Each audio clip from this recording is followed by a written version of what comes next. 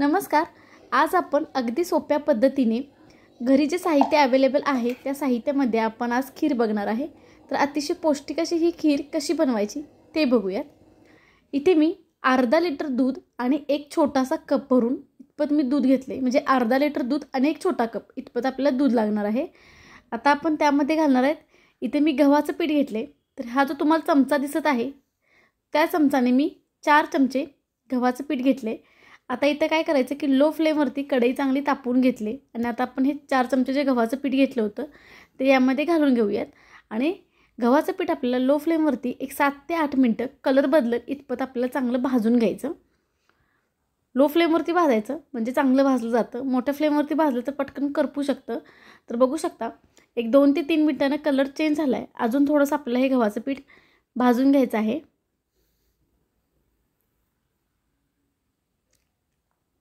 एक 4 ते 5 मिनिटांमध्ये गव्हाचा पिठाचा छान असा आपण जेव्हा भाजतो तेव्हा त्याचा छान असा वास सुटतो.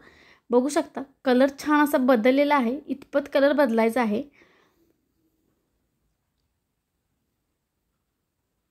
आता मी गॅस बंद करून घेते. तर छान असा कलर आला आहे. आता ह्या दुधामध्ये इथं दूध तापवलेलं वगैरे काही नाही. पॅकेटचं दूध तसंच फोडले आणि पातेल्यात घेतले. आता हे जे आपण भाजून घेतलेलं जे पीठ आहे ते यामध्ये घालून घेऊयात. सर्व साहित्य खाली दुधामध्येच घालून घ्यायचं आणि मग वरती आपण तापवण्यासाठी ठेवणार आहे. आता आपण हे मिक्स करून घेऊयात. तर गव्हाचं पीठ चांगलं भाजल्यामुळे ह्याच्यामध्ये गुठळी वगैरे होत नाही. त्याच्यामुळं भाजून घ्यायचं. छान असा त्याचा फ्लेवर येतो. छान असा त्याचा वास पण सुटलेला असतो. मस्त असं ही खीर होते. आता मी काय करते की हातानेच हे सगळं मिक्स करून घेते. फक्त हात स्वच्छ धुवून घ्या. धुवून घेतल्यानंतर आपण छान असं मिक्स करून घेऊयात.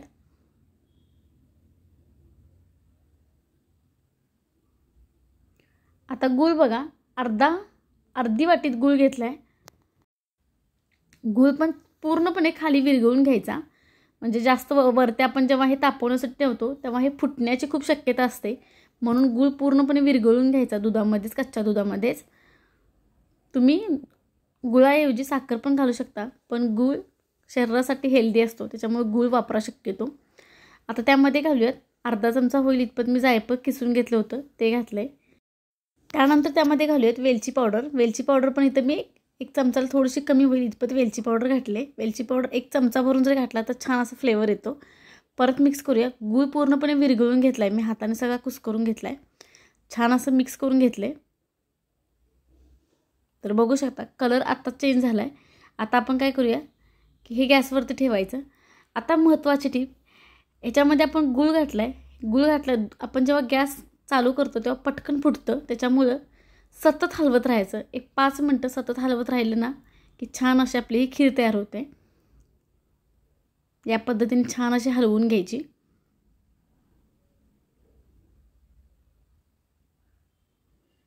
बघू शकता मस्त अशी मी हलवून घेतले.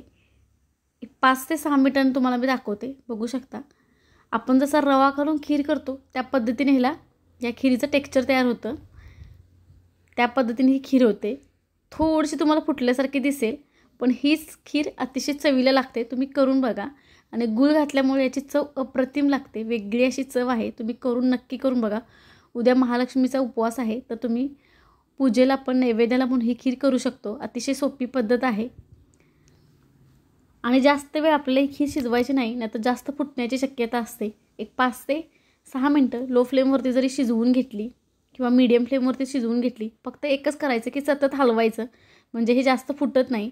अशी आपली ही रवाळ अशी खीर तुम्हाला दिसेल. आता एक 5 ते 6 मिनिटानंतर मी जास्त शिजवून न घेता 5 ते 6 मिनिटांमध्येच मी गॅस बंद केला आहे. आता बघू शकता या पद्धतीने आपली ही खीर तयार होते. तुम्हाला मी जवळून घेऊन दाखवते खीर. तर या पद्धतीने ती थोडीशी तुम्हाला अशी फुटल्यासारखी जाणवेल. पण या पद्धतीने रवाळ अशी आपली खीर होते. चवीला अप्रतिम लागते. तुम्ही नक्की ट्राय करून बघा. अतिशय हेल्दी अशी आहे. साखर न घालता गुळाची खीर नेहमी हेल्दी असते. छान अशी आपली इथं ही अर्ध्या लिटरची खीर आपली इथं तयार झाली. तुम्ही कुठल्याही उपवासाला पटकन अशी ही गोडाची रेसिपी म्हणून तुम्ही बनवू शकता. मुलं खूप आवडीने खातात ही खीर. लहानांपासून मोठ्यापर्यंत सर्वांना आवडते.